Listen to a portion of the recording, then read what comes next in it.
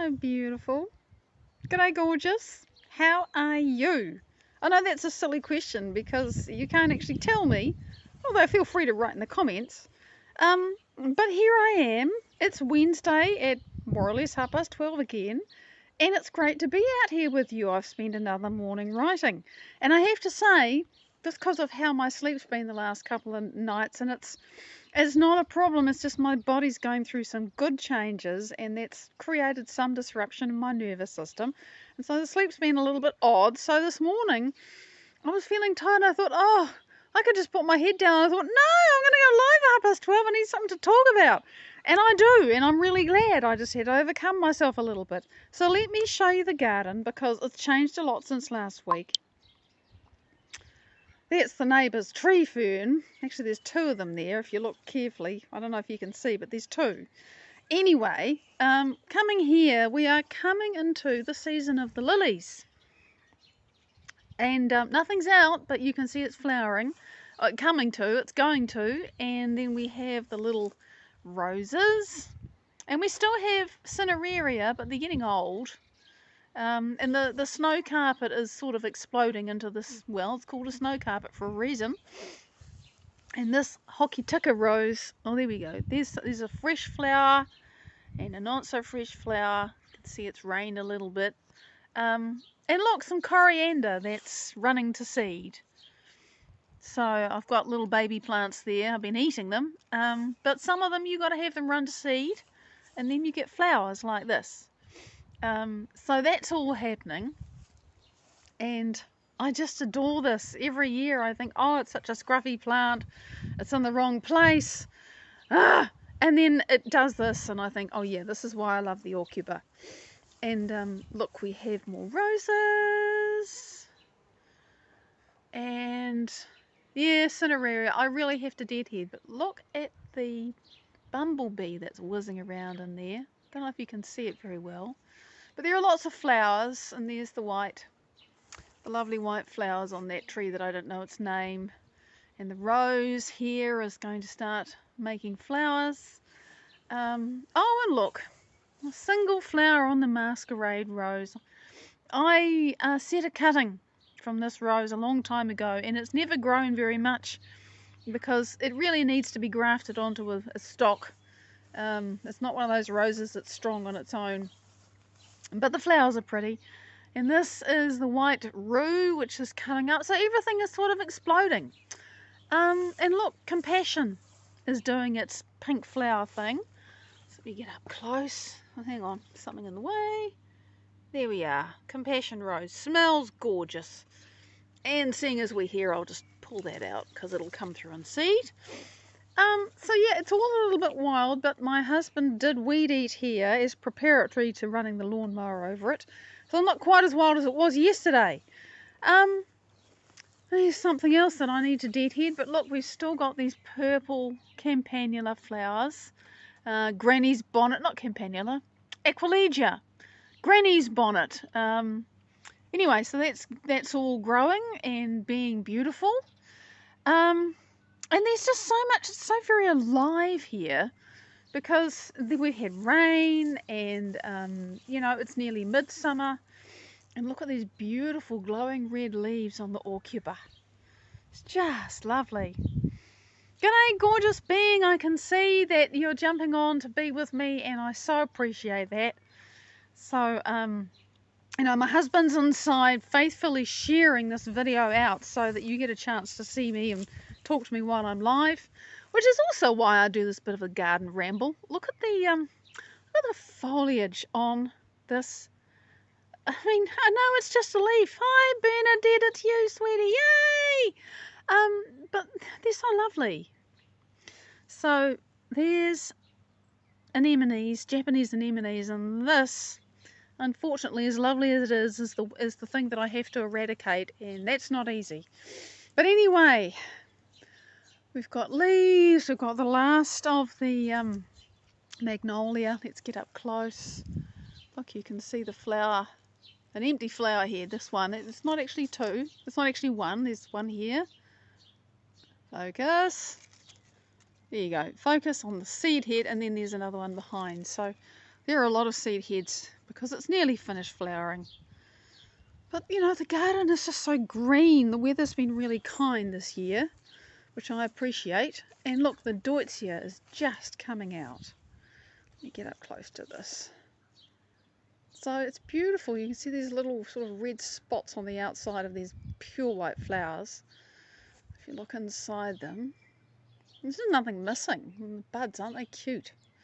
So yeah, that's what's happening outside today. And you can see this tree is quite big. It's certainly taller than me. I think it's about 3 meters tall, so it's up there. So, and here's the cherry. Oh my goodness, there are still some flowers up there if you look through the foliage, but mostly it's just this wonderful thing that moves in the breeze, and I really like that. And then even the neighbour's apple tree is looking very green and happy, so it's a very kind year. So now I'm going to turn this around, wait for the camera to actually show me instead of just as some black silhouette. Let's go inside, and I've got my little notepad there, and I'll tell you what I wrote this morning. And it is still about how emotions help us to learn, but I really cracked it this time, and I'm really pleased about that because it's taken me a while. Like I said last week, I have to distill this information down, keep it really simple and clear, straightforward, not dumbed down, but distilled down. Because I don't want to blind people with science. I can easily do that later. What I want is clear and simple concepts that, you know, because there's a lot of information to put together. So piece by piece by piece, it's like building with Lego. You do it one block at a time. And if you try, you know, if you think about Lego blocks for a minute, you really have to take one and stick it onto the next one and then add another one and add another one. You can't just grab a handful and go moosh and expect them to connect. Well, learning is like that. We have to put the pieces together and we have to do it one connection at a time. So, what I really wanted to unpack... Hi, Mike! You got your normal picture back, so I recognise that it's you. It's great to have you on. So what I really wanted to finish unpacking this week, and it was cool because I thought of something during the week that I thought, oh yeah, I have to work that out. And then I went and checked things and thought, no, I don't have to do that. It's the whole thing, you know, when you have a thought, you make a feeling. You make a chemical which gives you a feeling. And I thought that I had forgotten to say that the other thing is that as soon as you have a feeling, your brain is spying out on your body all the time. So when you have a feeling in your body, your brain immediately makes more thoughts that go with that feeling. And for some reason, I forgot that I had explained that very clearly right at the beginning of the whole thing. It's one of the first pieces I wrote because it's something that everybody can relate to. Everyone can understand how you have a thought, oh, so my brain makes some chemicals and those chemicals make my body have a feeling, or lots of feelings, you know. So I went back and I realised, oh yes, I've done that. It's a basic premise. It's where we start from. Fine. And that was actually the first thing I did. So having done that, I then went back to where I left off last week and thought, oh yes, this whole thing of how is it that emotions help us to learn? Really? How do you explain that simply? Because of course you can go way down a rabbit hole and get all very complicated about action potentials and neurotransmitters and strength of the signal and stimulus and response and blah, blah, blah, blah, blah. And I don't want to do any of that. So what I finally managed, and let me see if I can do this, because I actually thought about putting it on screen so I could read you a little bit, but I haven't done that. For the simple reason that my phone sits in this little stand on top of my laptop, and I can't have it there talking to you like this if my laptop's open and showing me stuff, so I haven't worked that out yet.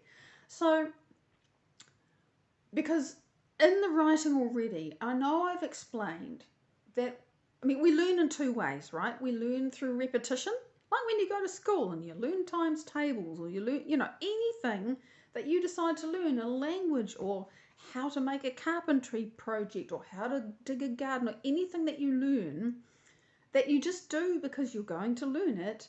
You learn by repetition. You do something, you try it. Oh, how you learn to walk, how you learn to talk. You try it and you try it, and you work out what works well, and you leave the things that don't work well, and it's trial and error, and you just keep going and you repeat. And anything that you repeat over and over and over again, you will get good at doing. You can get just as good at repeating a crappy emotion or a crappy thought as you can at playing a musical instrument or climbing mountains. It doesn't matter. Whatever you repeat, you're going to be good at doing, period. So that's one way that we learn. And I can say, well, that's semantic memory. That is declarative memory. It's things that you can declare. It's things that you know about yourself. Actually, I'm going sideways. Declarative memories are memories that you declare about yourself, and they are the autobiographical self, you know. I have, I'm 155 centimeters tall, and I used to have red hair, and now it's sort of roan and silver, depending on how long it is. All the things that I can tell about me. Those are things that I've learned or experienced. But the things that I went to school and that I learned, semantic memories, episodic memories, things that I have learned by repeating and going over and over and over again. And so the brain makes neural connections, and if you repeat the thing, if you repeat the thought, if you repeat the experience, it will do it over and over again, just like learning to ride a bike. But then you have an experience, and it might be a one-off experience, and it can be good or bad. You know, because for all of us, it's easy for us to think of trauma. When you think of an experience, you have one experience and it changes you forever. But you can have a really good experience that can change you forever as well. Anyone who's had a child, and I'm not one of those people, by the way, I quite consciously decided I didn't want to have kids, and I'm very grateful that I made that choice. Wasn't what I needed to do in this lifetime. But anyone who's had a child knows that that is something you're never going to forget. It's a really powerful experience. G'day, gorgeous. Lovely to have you on. So what is it? What's going on in our brain, in our body, that we can have a single experience and it changes us forever? Like, you know, for example, to use another good one, when you meet someone, and this has happened to some people, and you just have this, oh, it's you, Hallie. Hey, it's sweet to see you. You have this experience and you meet someone, it's just boom, you have this immense connection with them. And you remember the moment when you have that. It's like, oh my God. Or you've known someone for ages and you have an experience and suddenly there is some profound interaction with a person or a profound interaction with a place. Debbie, it's lovely to have you here, sweetie. You know, we just have an experience and we remember it forever. Like you've had a really incredible day and maybe, you know, you might be on holiday. The picture in my mind of just making shit up because it's never happened to me, but you have an incredible day and you're on a boat and there's this glorious sunset and you're feeling so good and everything around you is so beautiful and you remember the people, who you're with, what you were saying, what you ate, what you drank, how busy the sea was, if there was wind or if it was absolutely still, whatever. Your brain just drinks it all in and takes it all in. Why does it do that? It's because you're feeling a strong emotion. Good or bad, it doesn't matter. It's emotions that mean we can have a single experience and we will remember it forever. And I wanted to unpack why, how, without getting very technical. So this is what I unpacked. I've got notes here, by the way. What have I said? Yeah, I nailed it. Oh yes, and I used, yes, right.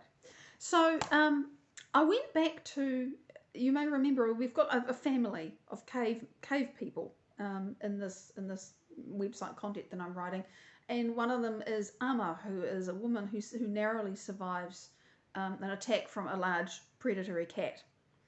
And the reason why she survives is actually because she learned from her father what to hear and what to listen for and what to smell for and what sort of, you know, footprints, whatever, to look out for. And she learned that. And of course, he survived an attack from a cat. He actually got attacked. He was injured. It was a big deal because, of course, if he died, the whole family would have been in deep shit because that's the provider, right? Without him, how do we eat? So very important, and they remembered everything that he told them. And that information saved her life. So I gave Amma's father a name because I was writing about Amma's father, and I thought, oh, this is just stupid. He needs a name. So I called him Papo. I just made up a name for him. So I talked about Papo. Hi, Robin. And the experiences that he had of surviving the attack from the cat, of watching his children be born. There's powerful feelings, good feelings about that. Or at least I'm really proud of. I've had a child, you know. And this child is going to grow up and be part of the tribe and help us survive. Because it's what it's all about when you're a cave person. and then, succeeding to kill a large beast that would feed the family, and maybe haven't killed one of those for 6 months or 3 months, and you've been hungry. It's a big deal, and it's all about survival. So Ama's father is now called Papo. I gave him a name. And I was writing about, well, okay, so we had these experiences and they all had strong emotions. So what's actually going on? And I was unpicking and untangling and unraveling, and I'd write a paragraph and then I'd break it up into small sentences because I had too many bits, and you try to explain it's like this and this and this and this, and then I think, but I've missed all these steps. It doesn't read right to me. Not good. So I would break this, 3 or 4 sentences up into, okay, so there's something going on, and the body is having strong emotions. Whatever the experience is, the body's having strong emotions. What happens when the body has strong emotions? Because you've had an experience, right? There's sensory input that comes in, a large rock falls on your foot. You get sensory input from your foot that says, ow, that hurts. Or, to use some negative examples for a minute, a car runs into your house's, the front of your house, and you get sensory input that says, oh my God, there's damage to my house. And is the person in that car okay? So there's sensory input that comes into your brain. Big love, Bernadette. And you have a reaction, and your body has feelings, stressful feelings or happy feelings or whatever. What happens when the body has strong emotions? The brain notices. There isn't a moment when your brain is not monitoring your body. And I mean moment to moment to moment to moment to moment, your brain is monitoring your body. So when your brain notices that your body is having a strong emotion, it gets aroused. It wakes up. It goes into high gear. There's more energy in there. And there's more energy. I mean, there's energy. There's always energy in your brain somewhere. But it goes into the sensory inputs because there's something unusual going on. And so if it's a danger, I need to really look. I need to really listen. I need to really smell and taste and sense. And I need to be really aware of my body. I need to be aware of all the sensory information. So the brain wakes up, it's gathering all this sensory information. And particularly if the situation is about something that could kill me, and I manage to survive, the brain is going to remember absolutely everything that it can, because it wants me to be well prepared to manage a similar situation if it should ever happen again. Good day, Augusta. Lovely to see you. So the brain just goes into overdrive, if you like, and it gathers all this information. And because it's firing, there's a lot of chemistry that's being made, and it's the chemistry, the chemicals that send the information to the body that give you the feelings. And the feelings are what add up to make the emotions. So the emotions are all there, and they're strong because there is a lot of chemistry. Lots of chemicals in the brain, lots of signals to the body, lots of hormones in the body, strong emotional experience. So the body is, now busy fighting or running or hiding to save its life, or it's going, oh my God, I feel so amazing, whatever it is. But because there's a lot of chemistry in the brain, this was a piece I just couldn't get last week, the brain uses those chemicals. It's not just those chemicals, lots of other things involved, but because there's this abundance of those neurotransmitters in your brain, that's what makes the learning happen. You've got to have lots and lots of chemicals, and then you can facilitate a lot of learning really quickly. So the brain is sucking up all the sensory information, and because there's all these neurotransmitters available, it's laying down memories really fast, really lots of them. So that's what happens. That's how we can have a single experience. And because there's so much chemistry, it's such a powerful experience, we remember it in our bodies. Our bodies can actually be changed by that chemistry in a moment. Not just neurological change, physically, chemically, biologically. You can be changed if the experience is so powerful. It can emotionally brand you forever, good or bad, doesn't matter. So that's how emotion can help us to learn in a moment. And I to me, it's like, yeah, I'm clear about that, because I hadn't managed to articulate that, you get the stimuli from the environment, right? You see, hear, smell, taste, sense something that's going on. if the survival centers in the brain, and we're talking about the negative experience now, but if the survival experience centers in the brain recognize that as something that's dangerous, then there's going to be a lot of chemistry and a big reaction, lots of feelings, strong emotion, and that same chemistry that's still in the brain while the body's doing all of that is what facilitates the learning. And by the way, when people have a traumatic experience, and that, everything is branded neurologically into the brain, and so, and that they experience it and they get past it or whatever. But that is why, because the brain has paid so much attention, it's gone into high gear, it's gathered all the information about, what was going on. And that person, years or months, weeks, years, whatever later, can be walking down the street and unconsciously, their survival centers, the two amygdala that are in sort of here and about this far inside your brain, I think, they're underneath the walnut part, they're underneath the cerebral cortex, so they're in there. And that's constantly scanning the environment for matches to anything that has been recorded, is on record, as dangerous. Also as joyful or wonderful. So, because there's a part of the amygdala that does joy. It does fear, it does pain, it does sadness, and it does joy. So, if the amygdala makes a match with something in the environment that even remotely resembles something that was recorded in that traumatic event, boom! That is how people get flashbacks and think, what the hell was going on? Nothing was happening. But something, the amygdala, the survival center in the brain, that is looking out, saying, I've got to keep my body safe, I've got to keep this experience of me safe from anything that is remotely like that experience that was so bad, it will make the match, and then you have the response. And it's automatic and unconscious. And you've got to get into those systems and change those things, prune those apart, if you want to really be free of the experience. And otherwise it's still wired in there. And your body, there's a big rush of chemistry. It can totally change you. We've all had that experience of something that we recognize as scary. And, one minute you're fine, and the next minute your whole body's buzzy, and you just want to sort of stop. You freeze, you stop breathing, and pupils dilate because we've got to look out for the danger. Everything is heightened because we're in survival now. That response is programmed, but it can be laid down very quickly by a very powerful experience, and that's how it works. So I've explained it to my own satisfaction pretty well. I'm sure I'll tweak things, but I'm now on to the next part. Remember that what I'm actually trying to get to is how come it's so bloody hard to change.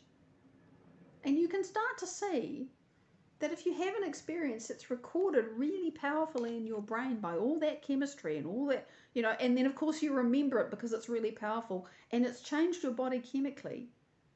And so, you're now in a different chemical state. And if it's so powerful that you keep remembering it and you keep putting your body into that state, you are changed by it and you keep going back to it because it's so powerful.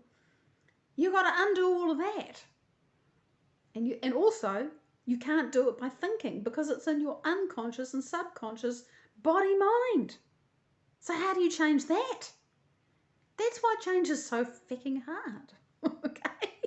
It's not easy because you can't do it. The part of us that's conscious and awake and thinking, and you're looking at me and I'm looking at you, that's 5% of who we are, the conscious awareness. The rest is the 95% unconscious and subconscious body-mind. And we need that because we don't want to be remembering we don't want to have to learn how to walk and talk and eat and how to do our jobs and how to drive the car and who our kids are and who our parents and families and friends are. We don't have to learn that every day. It needs to be memorized. But when we memorize something that's really powerful and it happens to not be very good for us, that's why it's so hard to change. Because it's engraved in our brains and our bodies actually adapt. Our chemistry changes. The morphology of the outside of our cells is different. And that's why change is hard. So I'm getting closer to being able to say, this is why change is so hard. Now let's talk about how we change it. So that's what I have done this week. Yeah, basically, the more chemicals you get in here, the more feelings and emotions you get in your body, the more you're going to remember it. Good, bad, doesn't matter. So that's this week. That's what I'm doing. And because this is going to go on YouTube, I am going to say, because I thought of this earlier, oh yes, if you like this video, if you're enjoying the information, please do like this video on YouTube. Please share it with anybody that you think would find it useful or valuable or interesting, informative. And please subscribe if you would like to know when I do the next one, which will be, in another week. I would love that. I'd love to have you on the channel. I would love to hear your comments or read your comments and reply to them. And I thank you all so much for joining me live, because it completely makes my day. And it's much more fun being here with you than it is just talking into empty space. Big love. I look forward to seeing you next week with more progress. Bye for now.